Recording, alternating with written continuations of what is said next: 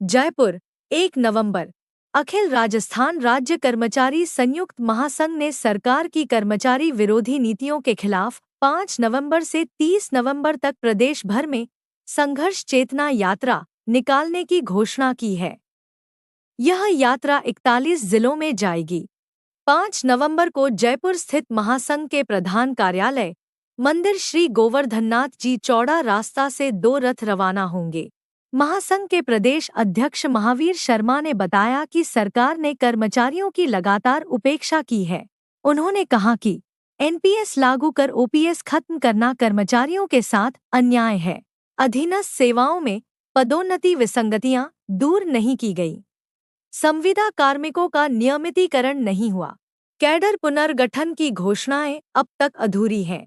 महासंघ ने 11 सूत्री मांग पत्र सरकार को सौंपा है और चेतावनी दी है कि मांगे नहीं मानी गई तो आंदोलन को और तेज किया जाएगा। 2 वर्षों में 13 बार सरकार को अपना ज्ञापन और नोटिस देकर उनसे अनुनय विनय किया गया। उनको चेतावनी दी गई कि आप एक बार बैठे हमारी मुख्य मुद्दों पर बात करें। लेकिन पिछले 2 साल में ऐसा पहली बार हुआ है कि सरकार में कर्मचारियों से संवाद करने का कोई सिस्टम नहीं है, न सीएमओ में न सीएस के यहाँ है। सीएस साहब की तो स्थिति यह है कि कोई जन सुनवाई करे वैसे आके गैलरी में सुन रहे हैं, और सरकार के कुछ अधिकारी इतने निरंकुश हो गए हैं तो अपने मर्जियां थोप रहे हैं, जिनको लेकर राजस्थान के कर्मचारियों में जबरदस्त आक्रोश व्याप्त है। इसके साथ कुछ ज्वलंत मुद्दे हैं।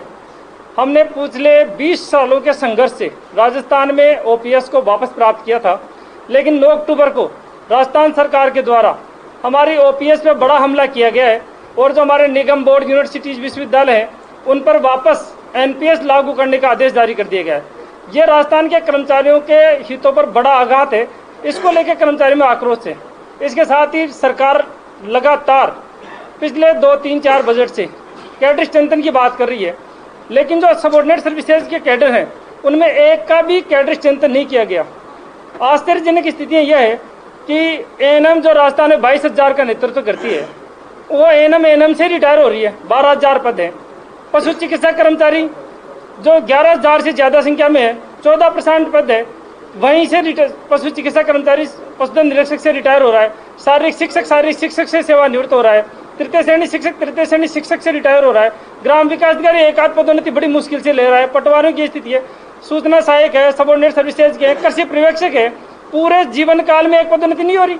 तो ये जो सबऑर्डिनेट सर्विसेज से जुड़े हुए लोग हैं, वर्क चार्ट एम्प्लॉइज है, हमारे सहायक कर्मचारी है, इन लोगों को लेकर एक पदोन्नति विसंगति भी एक बड़ा मुद्दा राजस्थान में वर्तमान में बना हुआ है। इसके लिए हमने बार बार निवेदन किया, लेकिन सरकार इस पर भी सुनवाई नहीं कर रही। वेतन विसंगतियों के नाम पर कमेटियों का गठन हो रहा है। कमेटियां गठन करते हैं, कमेटी की रिपोर्ट सरकार अपनी मर्जी से पहली बार खेमराज समिति की रिपोर्ट ली है, उसको इतना मैनिपुलेट किया गया है कि एक भी कर्मचारी का, सिंगल कर्मचारी का वेतन में बढ़ोतरी नहीं हुई है। इससे ये एक प्रकार से कर्मचारियों के साथ ठगी है। इन सारे मुद्दों को लेकर हमारा महासंघ संघर्ष चेतना आंदोलन प्रारंभ कर रहा है। संघर्ष चेतना आंदोलन के तहत हमने 23 सितंबर को पहले सीएस को ज्ञापन दिया। सीएस साहब के आदेशों की स्थिति है कि उन्होंने डीओपी सेक्रेटरी को डायरेक्शन दिए कि इनके साथ बैठो और बात करो। डीओपी सेक्रेटरी सीएस की बात नहीं मान रहे। 23 सितंबर के ऑर्डर के बाद आज तक हमारे से टेबल पर वार्ता नहीं हुई। ये क्या चल रहा है सरकार में? ऐसे फाइनेंस में हमने ज्ञापन दिया, सीएम के यहाँ ज्ञापन दिया, कोई सुनवाई नहीं है। 5 लाख राजस्थान के संविदा कार्मिक है, जिनको ये बार बार करेंगे नियमित कर रहे हैं, प्रलोभन दिए जा रहे हैं, लेकिन एक भी संविदा कार्मिक को आज तक नियमित नहीं किया गया। 2004, 2005, 2006 20-25 साल की सेवा हो गई इन संविदा कार्मिकों को, और मिनिमम मानदेय 8,000, 9,000, 10,000 में उनका शोषण किया जा रहा है। 2 लाख हमारे महासंघ से जुड़ी हुई आंगनबाड़ी की महिलाएं हैं। उन 2 लाख महिलाओं को मिनिमम वेजेज, एक सम्मानजनक मानदेय भी नहीं है उन लोगों को। इन सारे मुद्दों को लेकर हम लोगों ने 15 अक्टूबर को प्रत्येक जिला हेडक्वार्टर पर चेतावनी धरना दिया था।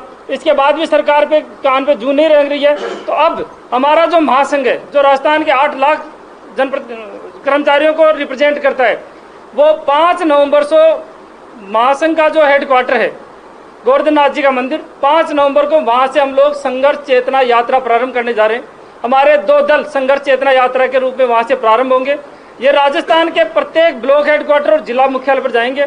हम लोग कर्मचारियों से संवाद करेंगे, सरकार को चेताना का काम करेंगे कि सरकार हमारे साथ बैठे। हम लोग सिर्फ कर्मचारियों के मुद्दे की बात नहीं कर रहे। सरकार में 2 लाख नियमित पद रिक्त पड़े हैं जो राजस्थान के बेरोजगारों के साथ छला हुआ है। उनको सरकार सरकारी नियुक्तियां नहीं दे रही। हमारा महासंघ मजदूरों की और किसानों की बात भी करता है।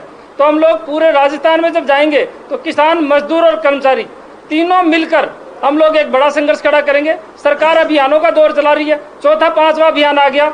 अभियानों के नाम पे 500 करोड़ रुपए खर्च कर चुके। कर्मचारियों को पैनिक करने के अलावा कुछ नहीं किया। इन अभियानों में कुछ नहीं हुआ है। कुछ विभाग के अधिकारी हैं, एक समीर शर्मा सर है, एक IAS है, वो अपनी मर्जी चलाते हैं। वो सरकार से अलग एजेंडा चलता है। वो जहां भी जाएंगे उनको गले में एक बैच चाहिए, उनको सिर्फ MS पे अटेंडेंस चाहिए। सरकार की योजनाओं से कोई मतलब नहीं। हमने इसके लिए सक्षम स्तर पर, CS स्तर पर, CM स्तर पर कहा कि ऐसे अधिकारियों पर लगाम लगाओ।